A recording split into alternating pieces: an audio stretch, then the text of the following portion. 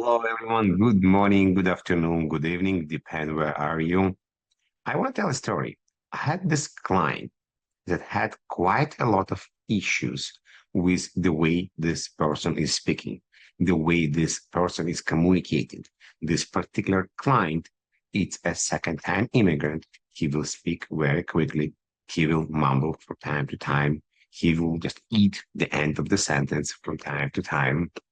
He will also be quite anxious before he need to go and speak somewhere. This particular client wanted to be a guest on podcast. This particular client wanted to speak more on conferences and to the customers. And guess what? This client is me. Around 5, 6 years ago, I realized I have a problem. I realized I want to achieve much more. And I changed my problem as a statement to become an opportunity to work on myself. I started the journey of improving myself, view, improving how I speak and I communicate. And I can tell you it wasn't an easy journey, but it's definitely a journey. And it's still a journey right now. And I'll share a story about Evgeniy. I'm Evgeniy. I'm a solution architect. I've been around for 20 years, helping customers, enterprise customers with solution architecture and consulting in cybersecurity space. But in the same time, Evgeny wanted to have his own show. Evgeny wanted to speak at the conferences. Evgeny wanted to write a book. So right now, I have two podcasts. I have my own conference, and I also released a book about soft skills in technical sales.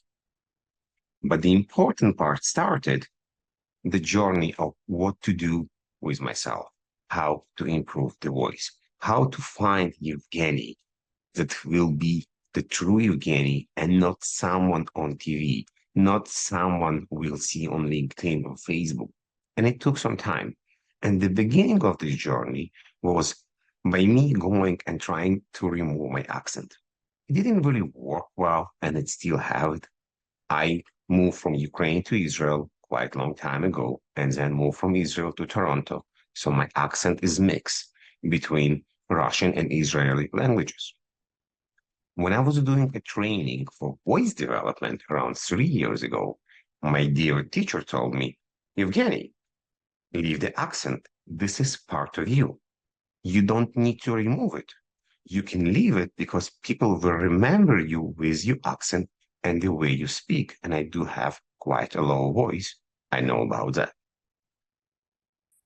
So we changed the focus. We accepted that the accent will stay, but we spend more time on slowing down. We spend more time to articulate different words better. We spend more time to project my voice, to be able to speak to the audience, to be able to communicate with the audience much better. Apparently, right now, when I have a microphone and I speak at a conference, people hear me really well with microphone and without the microphone as well. So this is good, and I really, really like it. We also spend time on understanding how to use the voice better. If you're very low, medium, or high pitch, I have a low pitch and a high pitch, and I was missing the part in the middle.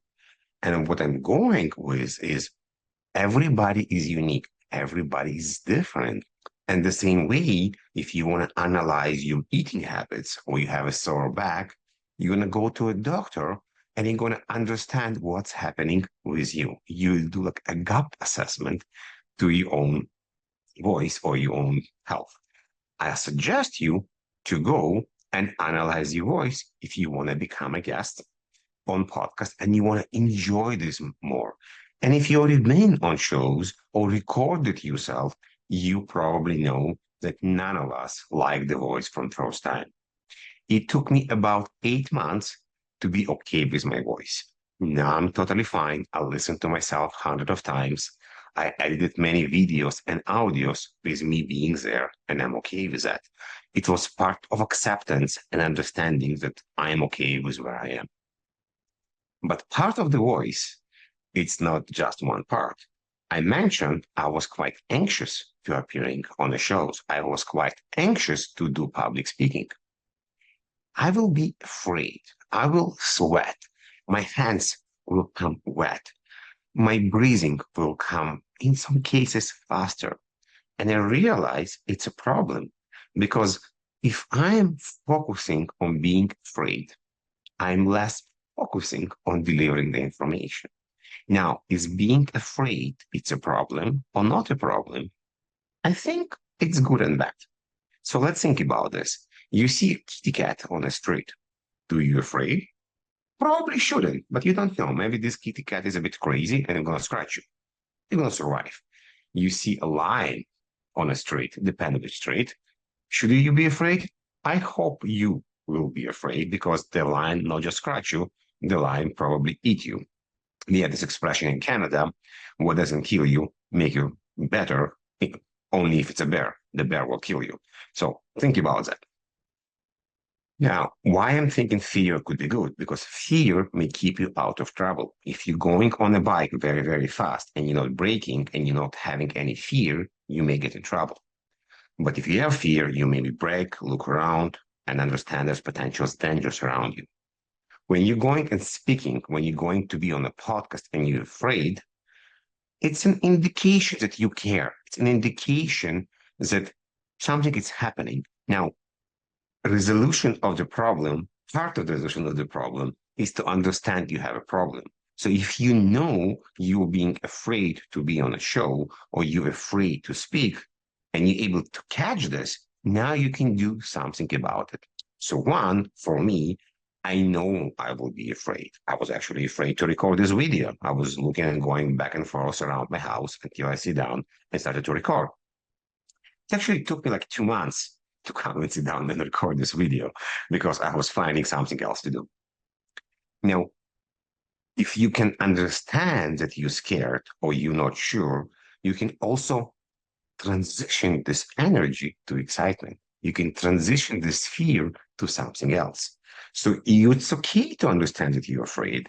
And it's okay to do this. And you may ask, hey, how do I just do this? Do I just turn the switch and move on? No, not just that.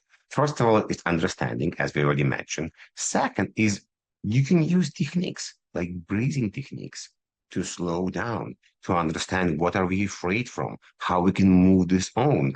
The breathing techniques is the one that helped me quite a lot. One of them calls box breathing.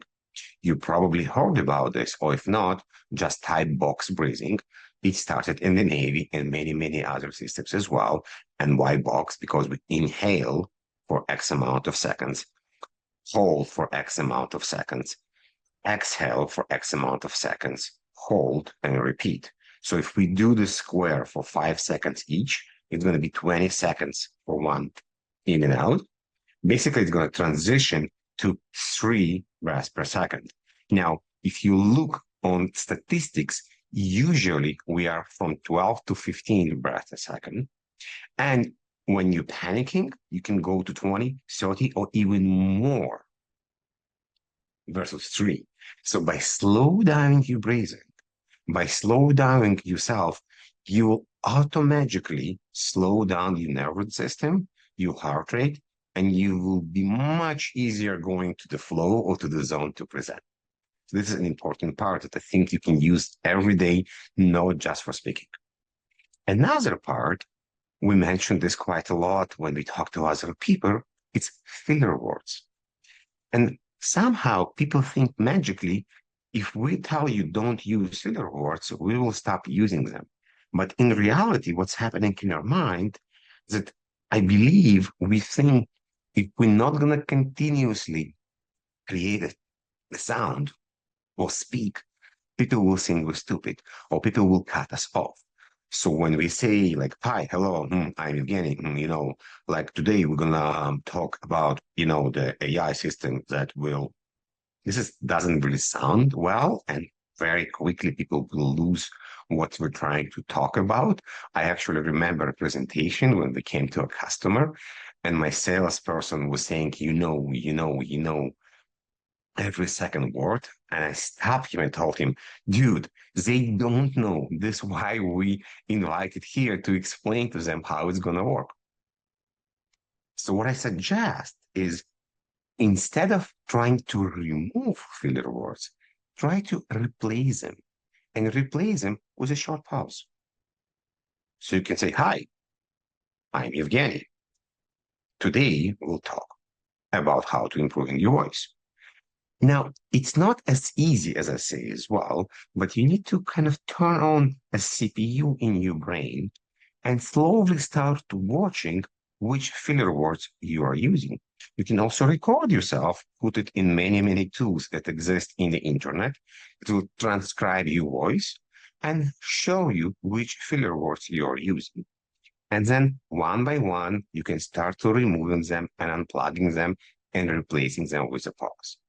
I also know for myself and other people, and I recorded more than 300 different episodes already, when people nervous or under pressure, they use more filler words. So by using the unfair technique like box breathing and put yourself in a zone, it will automatically remove the amount of filler words you can use. And by creating the combination of using the fear correctly, slowing down how you speak, understanding how not to use filler words and having a pause, you will become a better speaker. And don't forget, also project your voice. I hope you will become a better host. You will enjoy what you do, and you will be in many, many, many shows. Thank you very much.